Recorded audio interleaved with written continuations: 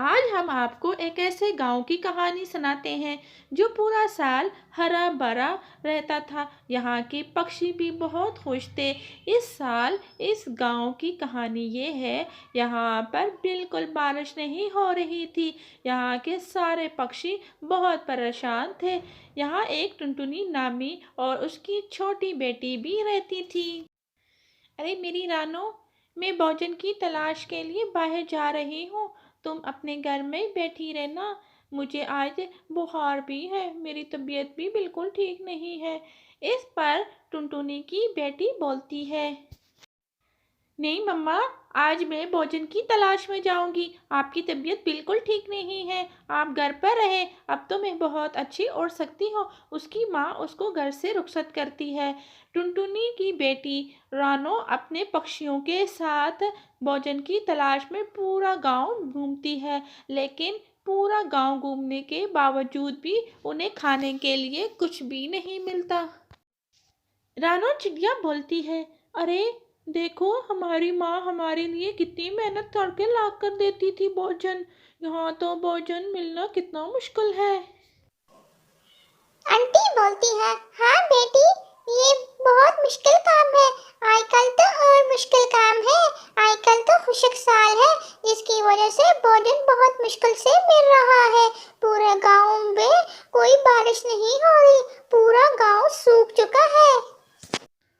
پیاری آنٹی، میں تو پہلی بار بھوجن کی تلاش میں آئی ہوں۔ میری ماں کو آج بخار تھا، میں نے ان سے کہا آج آپ اپنے گھر پر آرام کریں، میں بھوجن لے کر آتی ہوں۔ مجھے نہیں پتا، یہاں تو بھوجن ہی نہیں ہے۔ آنٹی بولتی ہے، ارے بیٹی، بالکل برداشت نہیں ہو، ہمیں بھوجن کوئی نہ کہیں سے مل ہی جائے گا۔ ارے تم تو بہت اداس ہو گئی ہو، آج تو تمہارا پہلا دن ہے۔ پورا دن گھوم پھرنے کے بعد ٹنٹنی کی بیٹی رانو اپنے گھر واپس آ جاتی ہے اور اپنی ماں سے بولتی ہے، ماں، مجھے بھوجن نہیں ملا، اب میں کیا کروں؟ ماں اسے تسلی دیتی ہے، بیٹا بالکل پریشان نہیں ہو، میں نے گھر میں کچھ چیزیں پڑی ہوئی تھی کھا لی ہیں۔ ٹنٹنی کی بیٹی بولتی ہے، مما، آپ کتنی مشکل سے ہمیں کھانا لا کر دیتی ہیں، ہم کتنے لاپرواہ بچے ہیں آپ کے۔ میں نے کبھی آپ کا احساس نہیں کیا، آپ کتنی مشکل سے ہمیں پالتی ہیں۔ نہیں بیٹا، ایسا بالکل نہیں کہتے، یہ تو اس دفعہ مشکل ہو گئی ہے، موسم کیونکہ بہت خشک ہے، بارش نہ ہونے کی وجہ سے بھوجن نہیں ہے۔ تمام پکشی دوسرے دن یہ کہتے ہیں کہ ہمیں بھوجن کی تلاش کے لیے کہیں دوسرے علاقے میں جانا چاہیے۔ سارے پکشی مل کر گاؤں چھوڑنے کا فیصلہ کر رہے ہوتے ہیں۔ یہاں پر ایک لوسی کبوتر آ جاتا ہے، وہ بولتا ہے، ارے پکشیوں، میں تمہیں بتاتا ہوں، یہاں پاس ہی گاؤں میں ایک انسانوں کا بسیرا تھا، جو گھر آج خالی تھا، لیکن یہاں پر کالو کوے اور رانی کوی نے اپنا قبضہ جما لیا ہے۔ وہاں اندر بہت سارے گندم کے بورے رکھے ہیں، اگر ہم کالو کوے اور کالی کوی سے ہم بھوجن لے لیں گے تو ہمارا یہ ٹائم بہت اچھے سے گزر سکتا ہے۔ سب پکشی بولتے ہیں، ارے کیا تم سچ بول رہے ہو؟ ہاں، میں بالکل سچ بول رہا ہوں، وہاں گندم کے بورے میں نے ان آنکھوں سے دیکھے ہیں۔ سب پکشی خوش ہو جاتے ہیں۔ صبح سب کالو کوے اور رانی کوی کے گھر جاتے ہیں۔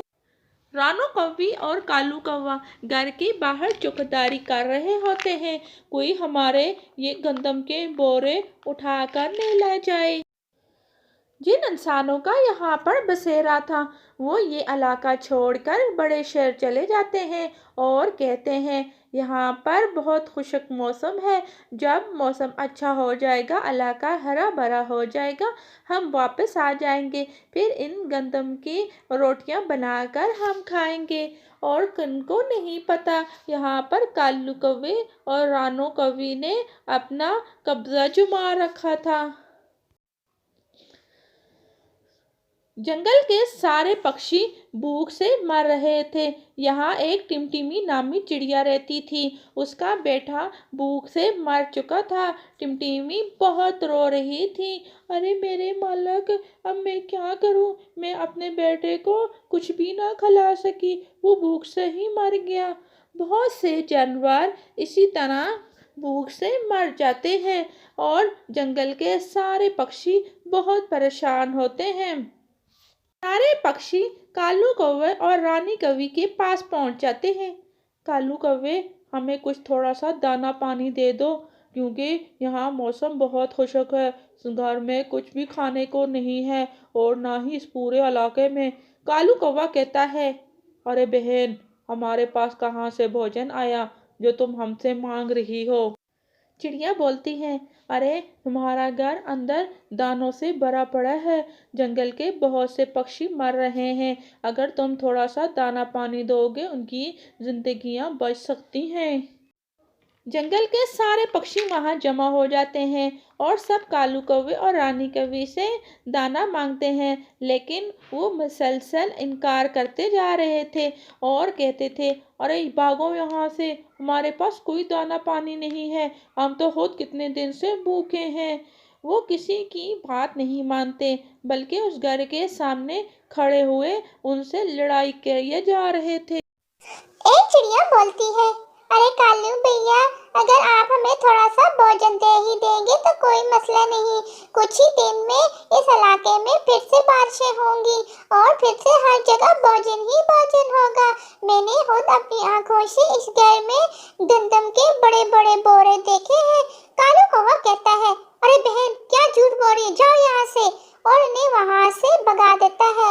اگلی رات بہت طوفانی بارش ہوتی ہے، کالو کوا اور رانی کوی اس پانی میں بہہ جاتے ہیں، ساتھ میں وہ گندم کے بورے بھی بہہ جاتے ہیں۔ وہاں پر کالو کوا اور کالی کوی کا گھر ٹوٹا ہوا رہ جاتا ہے۔ کالو کوے اور رانو کوی کو لالچ کی سزا مل جاتی ہے، گاؤں میں پھر سے بارشیں شروع ہو جاتی ہیں، گاؤں پھر سے ہرا بھرا ہو جاتا ہے اور وہ ٹوٹا ہوا گھر کا ڈھانچہ وہاں ہی پڑا دکھائی دیتا رہتا ہے، سب اس سے عبرت حاصل کرتے ہیں۔ تو لالچ بری بلا ہے، ہمارے چینل کو سبسکرائب